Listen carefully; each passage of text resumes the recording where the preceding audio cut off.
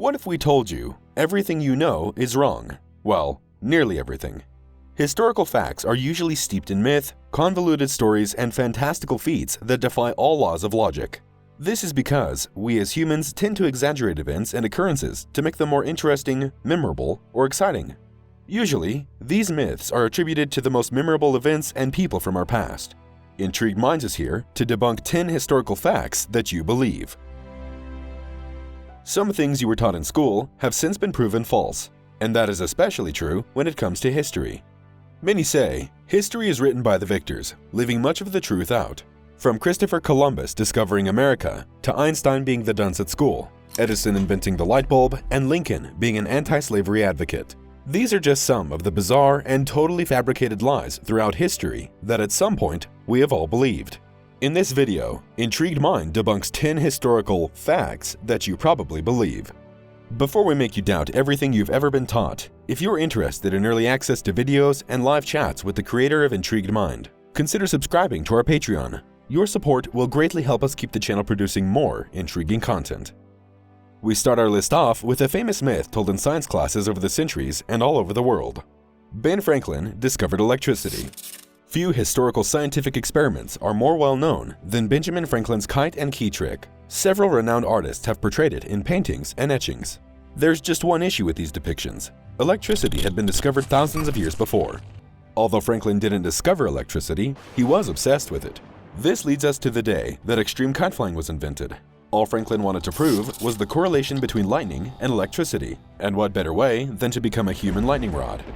During a thunderstorm in June of 1752, Franklin and his son flew a kite that had a key attached to the string of the kite to see if the key would become electrified if hit by lightning. How did they escape with their lives? Simply put, no lightning struck the kite. Instead, the kite gathered minuscule quantities of electricity that caused the string's threads to stand on end. The outcome? Electricity was present in lightning.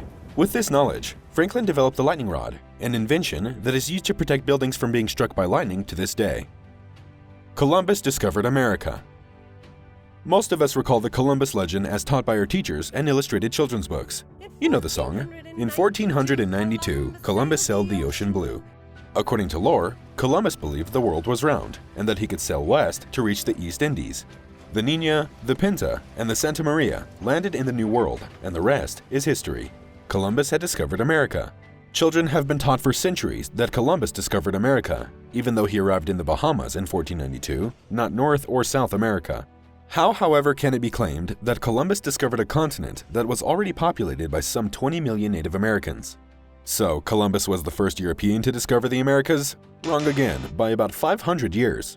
The Viking Leif Erikson is now generally acknowledged as the first European to explore the New World. Norwegian archaeologists discovered a Norse settlement in Newfoundland in the early 1960s. It has been proposed that this location is Leifsbudir, the name of Eriksson's North American settlement. Einstein was a poor student and failed math. Was our next historical myth made up to make school children feel better about not excelling at school? The story goes that one of the world's most intelligent men was a poor student and failed math, a subject that later in life his name would become synonymous with being good at. Even his school principal said, "It doesn't matter, Albert will never make a success of himself at anything." Einstein was a child prodigy in mathematics and physics, despite slight difficulties in other subjects of the day. During his formative years, Einstein was often at the top of his class, and Einstein's scholastic background was outstanding.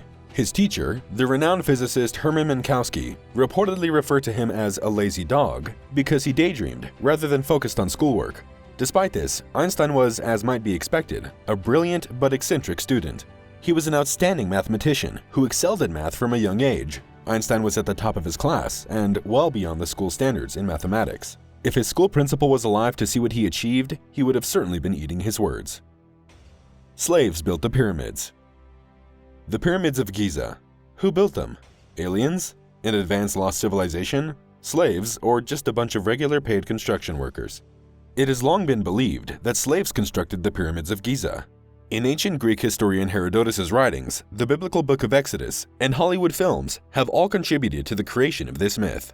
Most archaeologists and historians now believe that paid workers, not slaves, constructed the pyramids of Giza. Several archaeological discoveries corroborate this notion. Tombs have been found where deceased craftsmen have been buried near the pyramids and were stocked with provisions for the afterlife. It seems implausible that slaves would be buried so close to pharaohs, or that they would be prepared for burial with such care. Archaeologists have also uncovered the remnants of villages on the Giza plateau, where it is believed that massive barracks for rotating groups of builders were built. Building pyramids in ancient Egypt was likely a normal or even sought-after occupation. Nero played his fiddle while Rome burnt. What would this list be without an event attributed to one of the many insane Roman emperors? The popularly accepted version of this event is that Nero, the Roman emperor at the time, was playing his fiddle while watching Rome burn. According to legend, in 64 AD, the insane emperor lit a fire outside the palace, climbed the Tower of Maecenas, and played his fiddle and sang songs as he watched Rome burn. Not everyone at the time was convinced, though. Tacitus, a contemporary historian, claims that Nero was 30 miles away at Antium when the fire broke out. Don't get us wrong, Nero was no saint. Nero used early Christians as human candles to illuminate his garden, and took his mother as his lover before having her executed.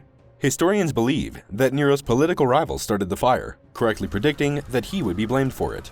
Actually, Nero was a hero of the catastrophe, as he tried to put out the fire, provide food and shelter for the destitute, and oversaw the planning of the new city. Oh, and a fun fact for you, the fiddle is an 11th century instrument, only invented nearly 1,000 years after the event. Walt Disney's head is cryogenically frozen. No one is safe from having lies told about them. Even Mickey Mouse's dad has been given his own historical myth. It has never been established where this urban legend originated.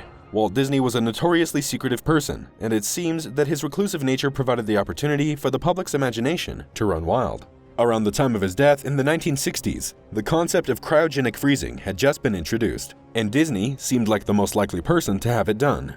There are two versions of the legend circulating. One says that Disney placed his complete body into cryogenic hibernation, while the other states that just his head was frozen. These two myths are bogus. This is supported by an abundance of evidence, including Disney's death certificate showing that he was cremated. Abraham Lincoln was strongly opposed to slavery. Even good old Honest Abe isn't safe from historical inaccuracy.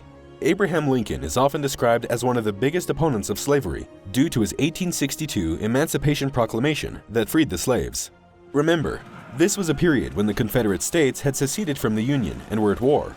In reality, he was not a staunch proponent of abolition. He merely wanted to do what would strengthen the Union.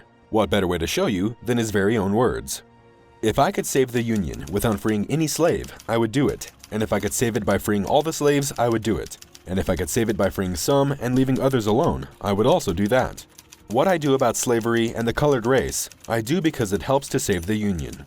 That being said, Abraham Lincoln certainly took a very controversial stance at the time, and came to believe it was both necessary to save the Union and the morally right thing to do. Napoleon was short. When you think of a short, aggressive person, who springs to mind? The odds are Napoleon Bonaparte. He even has a complex named after him.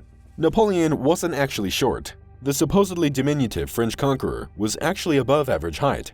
His height was determined to be 5 feet and 2 inches, although he was measured in French inches, which are longer than English inches, which would put him at 5 feet 7 inches today. At that height, he was taller than the typical European male of the period. His height in pictures drawn of him by his many enemies was purposely made shorter than his real height as a propaganda tool. Van Gogh cut his own ear off. If you ask a random person to describe Vincent van Gogh, they're likely to say he chopped off his ear and sent it to his lover, but the reality is likely to be much more gruesome. The current theory about Van Gogh's ear is that it was severed during a confrontation with fellow artist Paul Gauguin. Hans Kaufmann, a historian, thinks that Van Gogh threw a wine glass at his friend after an altercation between the two artists, after examining documents and letters written by Van Gogh. Gauguin retaliated by unsheathing his sword and severing Van Gogh's ear. He then fabricated the whole scenario that Van Gogh had gone insane to avoid imprisonment. Thomas Edison invented the light bulb. We end our list with possibly one of the biggest lies about an invention ever told by a serial thief of other inventors' creations. In the late 1800s, one breakthrough changed the course of history: the light bulb. There is no doubt that Thomas Edison was an exceptionally intelligent man, but he was also an incredibly savvy and cutthroat entrepreneur.